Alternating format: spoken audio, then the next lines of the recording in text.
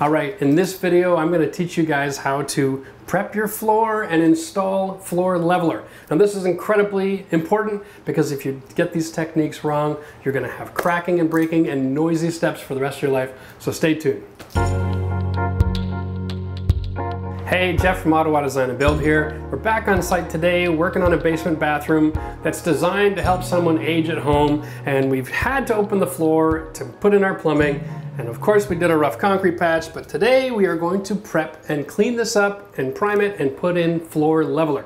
Now floor leveler is really important and there are a lot of kinds. So when you go to the store and you're asking for floor leveler, best to know exactly what you're going to be using as far as materials and products in between all your steps. So right here, let's talk floor leveler. If you're on bare concrete and you only need to put in a primer, there's a special primer for that.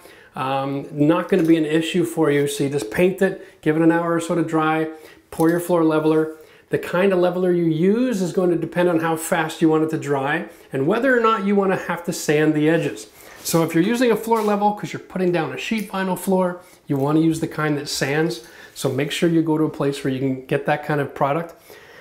If you're putting down tile, may not be necessary, but you want to have something that runs nice and smooth and thin that you can trowel and have some workability time.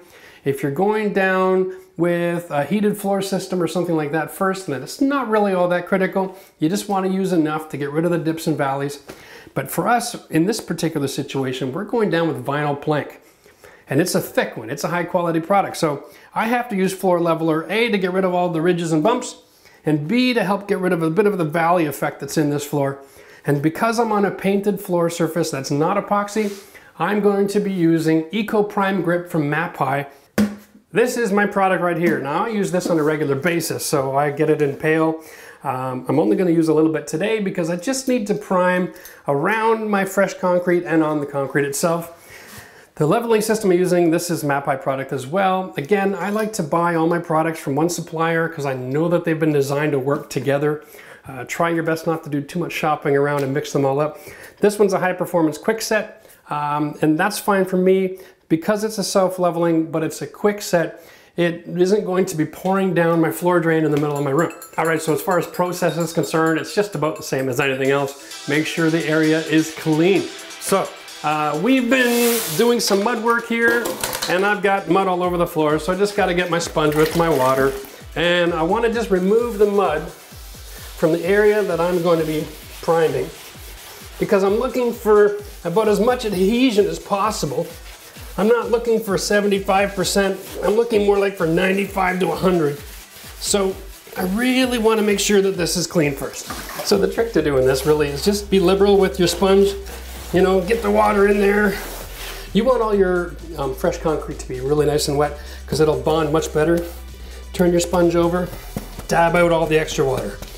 All right, so once you're done getting everything nice and wet and cleaned up, ready to prime. There are two ways to paint a floor like this. One is to put it in a tray and then paint traditionally, you know, load the roller up.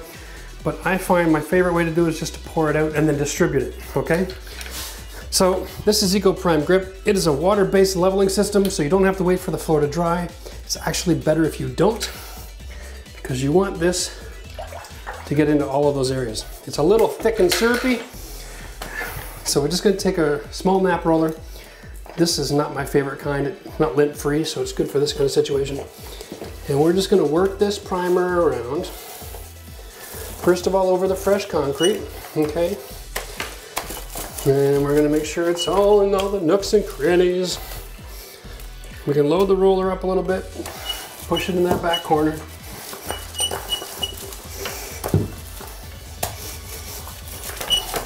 Don't worry about getting it on the wall, it isn't going to matter. We're going to put flooring and baseboards there still. So now that we have it done on the concrete patch itself, I'm going to put on my stick and I'm going to just manipulate this stuff into a broader area all over the floor. All right, sometimes life is that simple. First you get it wet and then you let it dry. So we've been waiting about an hour for the primer to dry. We put a fan on it just to help make sure, depending on the temperature of the floor and conditions of the atmosphere, it can be an hour or maybe even two, depending how thick it went on. So best to generally wait until it's dry. You don't have to do overnight, but definitely give it time until it's at least tacky. What we're gonna do is read the instructions on your product, because it tells you what to mix, how much water.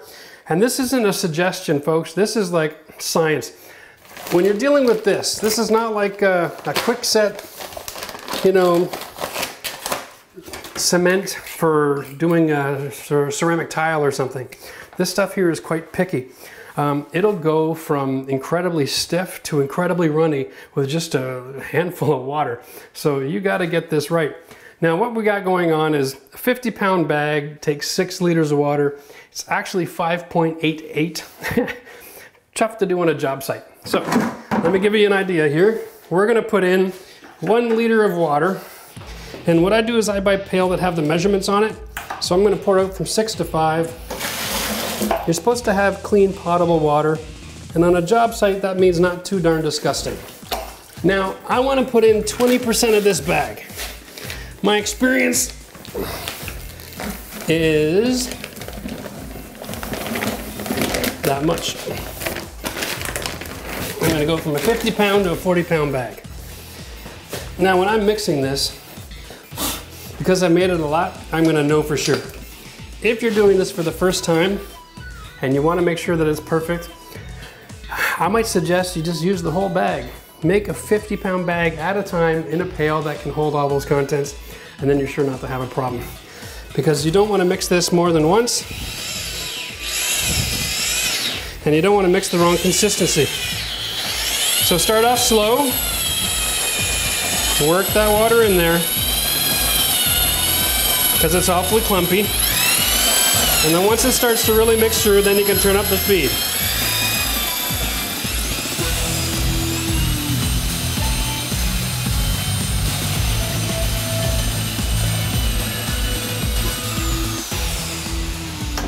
Okay, so I'll let you have a look at this. It seems really soupy, and it's supposed to. It is a self-leveler. It will flow and it'll find all the little nooks and crannies that need to get filled. So it doesn't take a whole lot of work. Now remember, primarily we're trying to fill and clean up the rough area. We primed a large area outside of the area we're trying to clean up because of this propensity to self-level and flow. So what I want to do is start pouring this out towards the back. Okay, make sure you get it all in the back corner there. This is all experience. I kind of have a real good idea how much of this I'm going to need. From that, now in my particular case, I should mention, I'm going back with the vinyl tile. It's very thick. I don't need to have this perfect. I just need to have this so I'm not going to have an uneven area, because when I do mount the toilet to this floor, I don't want to have it rocking around. So I don't have any problem. Make sure I've stretched it around and found all of this rough concrete area. Okay, and once I've helped it to level out properly, I can take a look at areas where, like that, that's perfect, and I'll just push it all back in. Okay, you can help it out a little bit, and then push it back to the middle. Push the leveler back into the general area. There we go. And then by all means, just let it dry. If I come back tomorrow and I find that there's a couple of bumps sticking out, I'll just go get my hammer and my chisel and take those ridges off. And I'm not going to do another application, but this is just so that you're prepped up and ready to go. If you're doing this for doing a tile job, you can sand around the outside for vinyl. You can add another layer that's even a little bit thinner, again, after the fact. There's options here. You can do multiple layers without priming again, but you have to have the primer to make sure that this stuff bonds, okay? So that's really all there is to know. It's not rocket science, but you gotta follow the instructions. Thanks for joining us today in my basement bathroom. We're talking Cement 101 and how to get prepped for finishing your flooring. I'm Jeff from Ottawa Design and Build, and if you like this kind of content, hit the like button, and if you have yet to subscribe to the channel, I don't know why you've been missing out, but hit the subscribe button. We've got all kinds of DIY tips for homeowners, and maybe even for the occasional tradesman. All right, thanks for watching.